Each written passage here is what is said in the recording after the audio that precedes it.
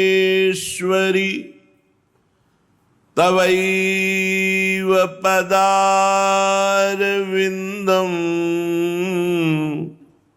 प्रेमामृतैकमकरन्द रसौघपूर्णम्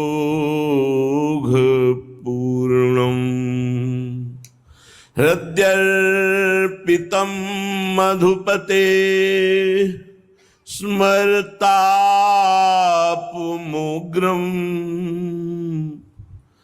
निर्वापयत् परम शीतल माश्रयामि परम शीतल माश्रयामि। चलते हैं श्रीमद् भागवत महापुराण, जो भगवान का साक्षात वांग्मय स्वरूप है। प्रसंग चल रहा है श्री धर्म के मूर्तिमान अवतार विदुर जी महाराज संपूर्ण तीर्थों का भ्रमण करते हुए जब यमुना के पावन पुलिन पर आए तो वहां उद्धव जी को रोते हुए देखा। बृहस्पति शिष्य जो संपूर्ण ज्ञान से युक्त हैं, भगवान श्री कृष्ण के मित्र जो संपूर्ण भक्ति से युक्त हैं और श्री कृष्ण प्रेम की मूर्तिमान स्वरूप जो गोपी जन हैं, उनका सत्संग जिनको प्राप्त हुआ, ऐसे प्रेमी महाभागवत इस तरह उदास, खिन्न और रोते हुए ये देखकर विदुर जी को बहुत ही घबराहट पैदा हुई कि ऐसा महाभागवत किसी विशेष परिस्थिति में, वो विशेष परिस्थिति सबसे विशेष हो सकती है, क्योंकि साधारण द्वंद्वों में तो भक्तजन ही निपट लेते हैं, निंदा स्तुति मान अपमान लाभ हानि सुख दुख, ये तो भगवत स्वरूप है। भगवान ने उद्धव जी को कहा है कि उद्धव जी मेरे से अणुमात्र भी कम नहीं है। ऐसे उद्धव जी ने देखा महाभागवत धर्मराज का स्वरूप साक्षात विदुर जी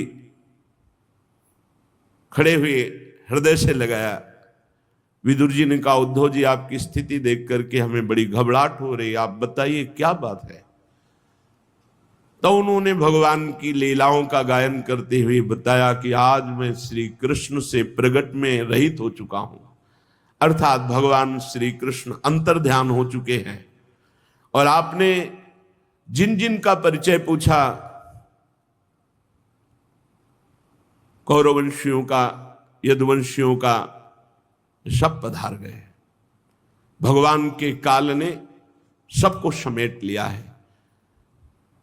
मैं उन भगवान से रहित हो चुका हूं जिन्होंने छठवें दिन ही पूतना जैसी राक्षसी को वो पदवी दी जो धाय मां को दी जाती है। इनसे बढ़कर कौन दयालु होगा जो विष पिलाने आ रही है उसको परम पद दे रहे हैं जो मां को मिलना चाहिए। तृणावर्त, अघासुर, बकासुर, धेनुकासुर, प्रलंबासुर, इन सब का उद्धार करने वाले मैं श्री कृष्ण से रहित हो चुका हूं। कालीदेह में ऐसा विष प्यास से व्याकुल होकर गौएं, बछड़े, सखाजन, ग्वाल बाल ये सब जल पिए और सब का प्राणांत हो गया। भगवान ने देखा कि अरे तुम मेरे लीला विहार की भूमि को दूषित कर रहा है।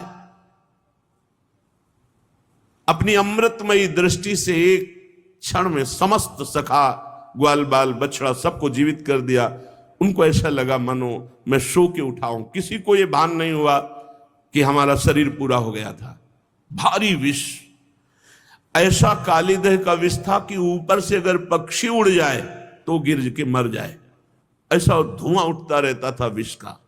भगवान उस दह में कूदे, कालिया के मान का मर्दन करके उसको आज्ञा करी यहां से रमणक द्वीप जाओ, और संपूर्ण कालीदेह के जल को विष से रहित अमृतमय कर दिया एक दृष्टि मात्र से। भगवान की अमृतमयी दृष्टि है।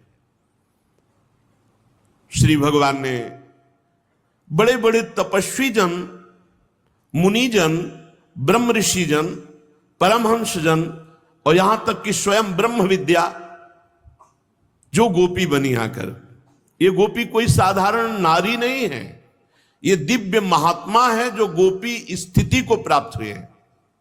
आप ऐसा समझो जैसे राष्ट्रपति पद है, कोई स्त्री पुरुष नहीं, वो पद है, उसमें कोई भी जा सकता है। हमारे भारत का कोई भी अधिकार, वो एक पद है, उसमें कोई भी जा सकता है। ऐसे ही गोपी एक पद है, गोपी भाव एक पद है। जैसे सखा भाव तो लगता केवल पुरुष जा सकते, नहीं, कोई भी बालक, वृद्ध, स्त्री, पुरुष, कोई भी भगवत सखा भाव कर सकता है, कोई भी दास्य भाव कर सकता है। ये पदवियां हैं, महान प्रेम रस मार्ग की ये पदवियां हैं, भाव स्थितियां।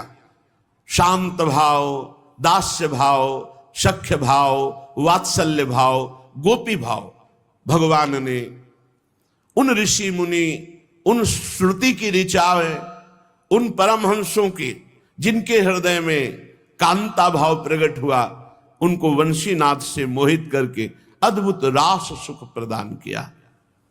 ब्रजवासियों को सुख प्रदान करते हुए श्री भगवान प्रगट लीला में 11 वर्ष तक ब्रज में। उद्धव जी विदुर जी से कहते हैं, इसके बाद भगवान श्री कृष्ण अपने माता पिता देवकी वसुदेव को सुख पहुंचाने की इच्छा से बलदेव जी के साथ अक्रूर जी के द्वारा मथुरा पधारे। वहां शत्रु समुदाय के स्वामी महाबलवान कंस कोई साधारण बलवान नहीं था,